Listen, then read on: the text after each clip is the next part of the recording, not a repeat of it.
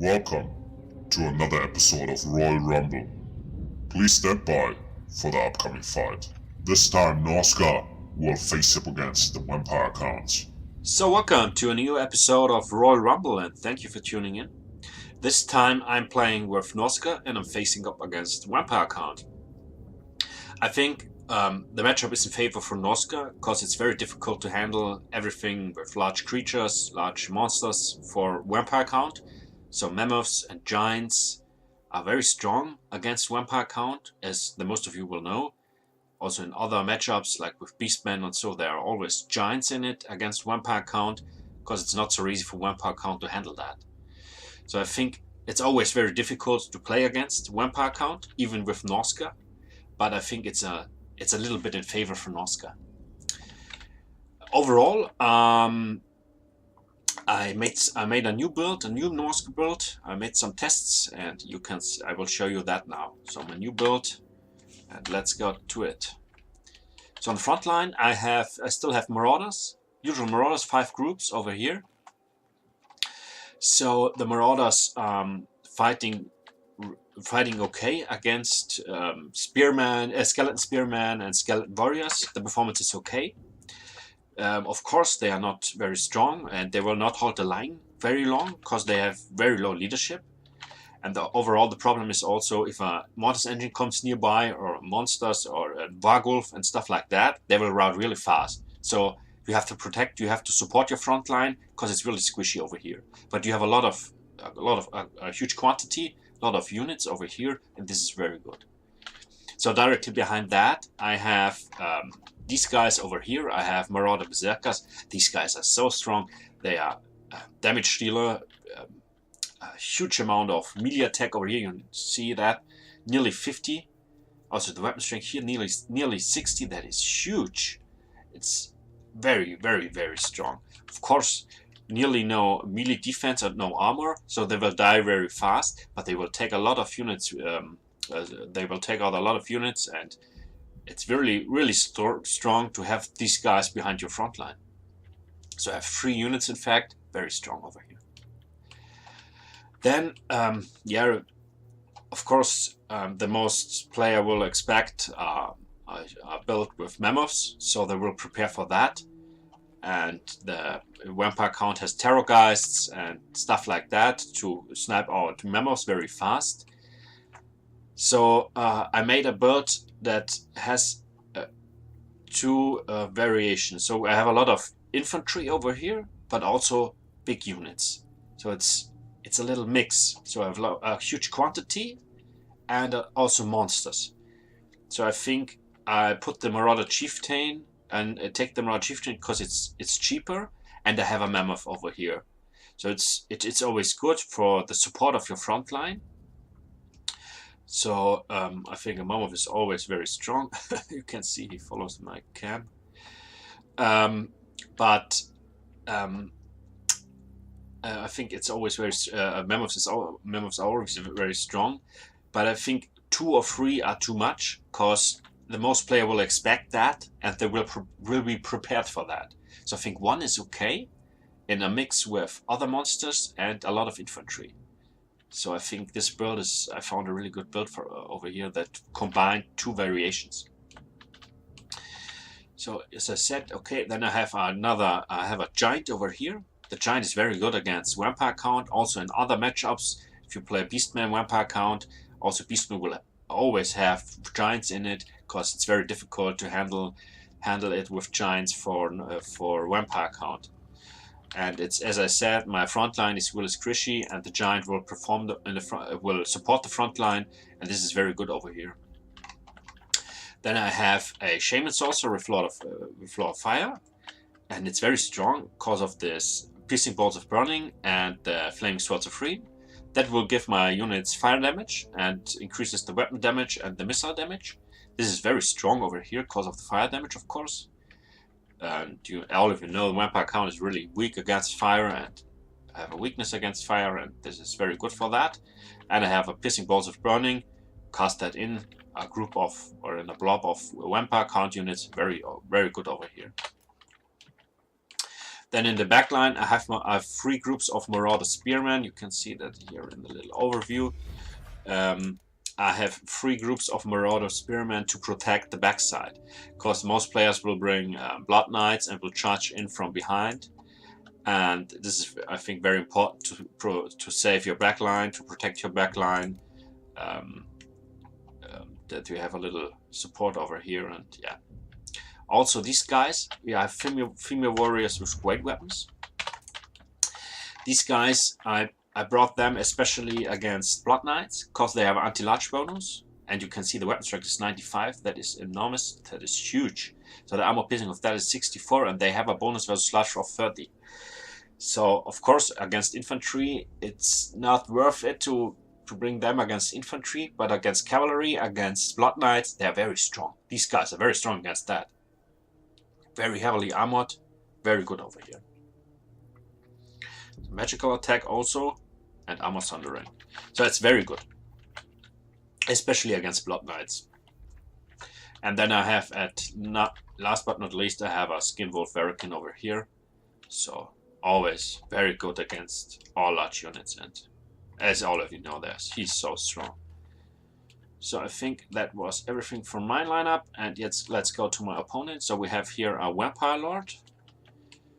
I think it's not a good pick, or it's not good to bring that against Norsca, because he's not strong enough to compete against Mammoths, and he has no anti-large bonus. The weapon strength is okay, the armor piercing is very low for a Lord, in my opinion. So in my opinion, a bad decision. Then we have a group of Felberts. I'm very sure he brought that because of javelins, Marauder javelins, to snipe them out or stuff like that.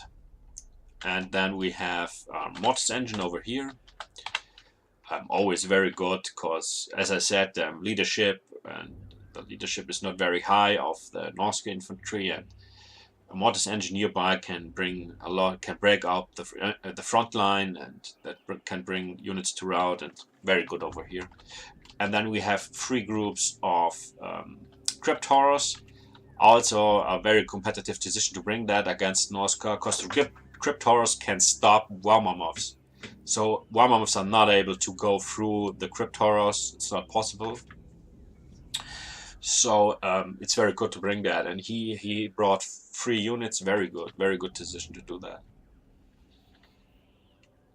And then yeah, usual or normal infantry. So we have Graveguard over here. The usual Graveguard is enough. You don't have to bring Graveguard with web weapons. You don't need armor piercing against Norsca. These guys are strong enough. Then we have Skeleton Warriors, also okay.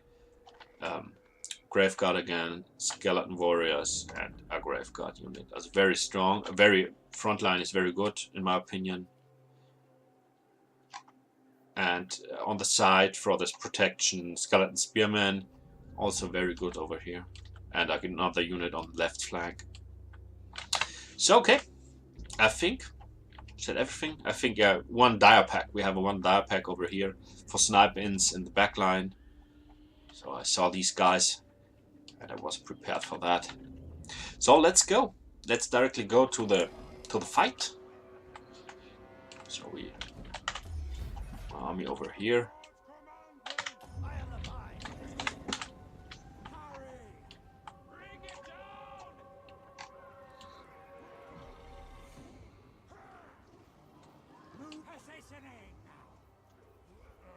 So we positioning over here, but now I think I started to charge in with my Marauders. Yes.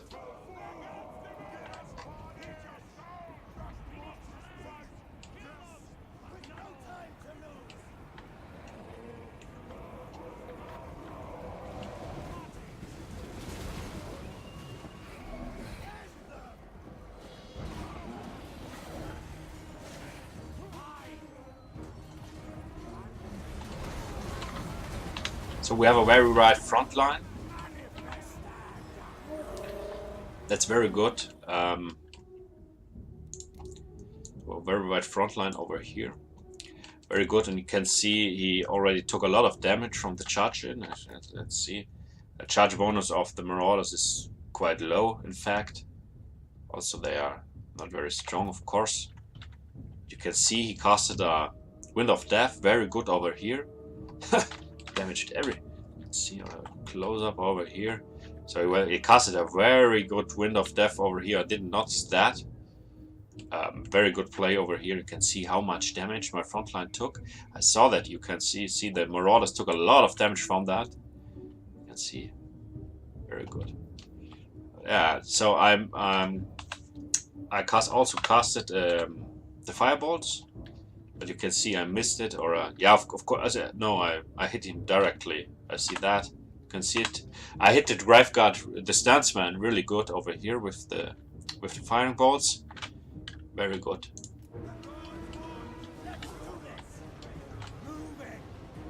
So I noticed that there are no Blood Knights. So I started to join the frontline fight with my female warriors also, and also with the Marauder Spearmen over here and over here. And of course I noticed the Direwolves, and I sent them directly a group of Marauder Spearmen. Of course, it's very important to snipe out the Mortis engine, because, as I said, the Mortis engine causes a lot of fear and terror, and it's also a very strong unit, so a lot of units will rout. And also, the Mortis engine, of course, heal up all units, all allied units. And it is very important that you kill the Mortis engine really fast. So, of course, I sent my commander or my lord to hunt down the Mortis engine, but he managed to escape over here. But then you can see that I sneaked behind the left flank with my Skinwolf Verikin, especially to kill the Mortis engine. You can see it's really working really well. He's not noticing that, maybe also. So you can send him directly in. You can see also the combination of a giant and a Warhammer over here. Everything broke up over here, no chance at all.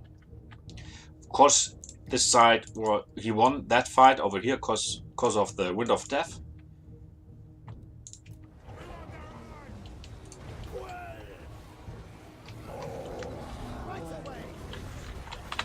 You can see my Skinwolf Verikin fighting the Mortis engine, and they will take a lot of damage from the Skinwolf Verikin.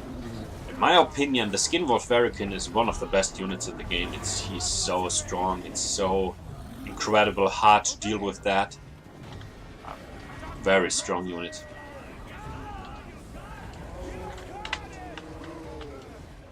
You can see it's very low on health points. The Claw of Nagash.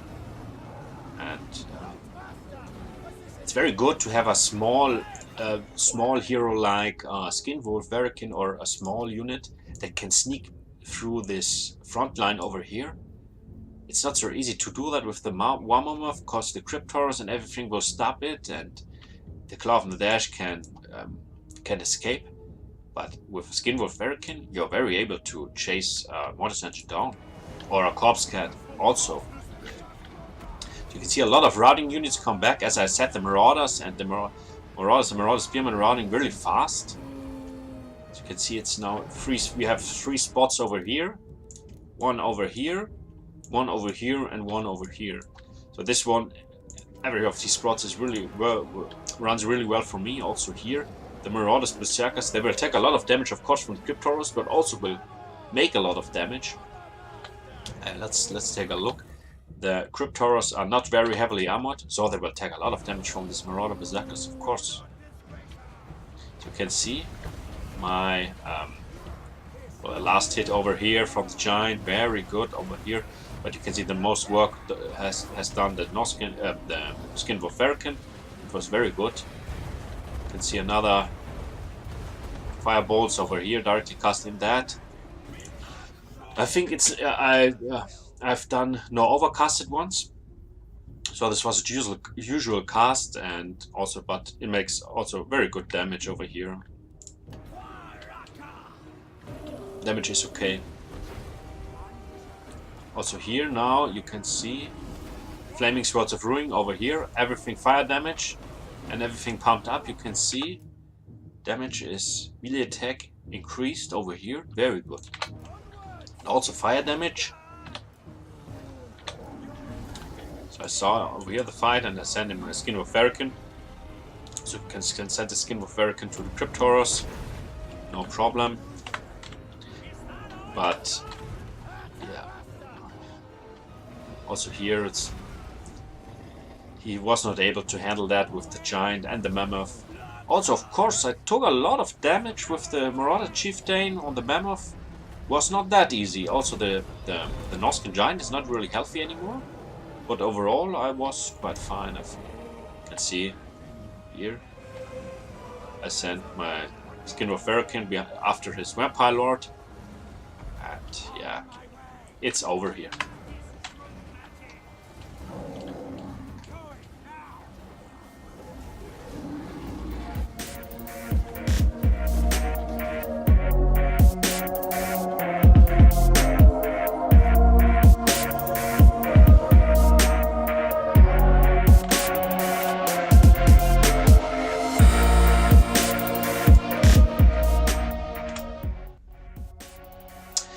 So it was a lot of fun. Thank you to my opponent. As I said, it was not very easy. It's always very difficult to compete against Vampire Count, but I think I finally found a build that compare a lot of unit amount and also strong units, so monsters. You can see that I have a lot of units overall, nearly 1000 units. And I have also Mammoth, a Skin of Verrican, a group of female warriors, and the Giant. So I think this works quite well. And I just made a few games, but I will also test that in the future. And let's see.